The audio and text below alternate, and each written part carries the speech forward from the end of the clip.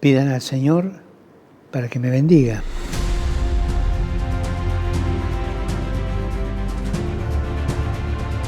La oración de ustedes me da fuerzas y me ayuda para que pueda discernir y acompañar a la Iglesia escuchando al Espíritu Santo.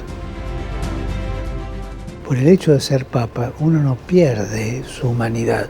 Al contrario, mi humanidad cada día crece más con el santo pueblo fiel de Dios. Porque ser Papa también es un proceso. Uno va tomando conciencia de lo que significa ser pastor. Y en este proceso aprende a ser más caritativo, más misericordioso y sobre todo más paciente, como es nuestro Padre Dios, que es tan paciente. Puedo imaginar que todos los papas al empezar su pontificado tuvieron esa sensación de susto, vértigo, del que sabe que va a ser juzgado con dureza. Porque el Señor a los obispos nos va a pedir cuenta seriamente.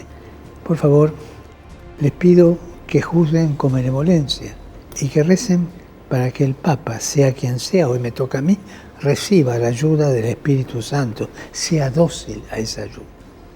Oremos por el Papa para que en el ejercicio de su misión siga acompañando en la fe a la grey que le ha sido encomendada por Jesús y siempre con la ayuda del Espíritu Santo. Facciamo in silenzio questa preghiera de voi su di me. Y recen por mí, a favor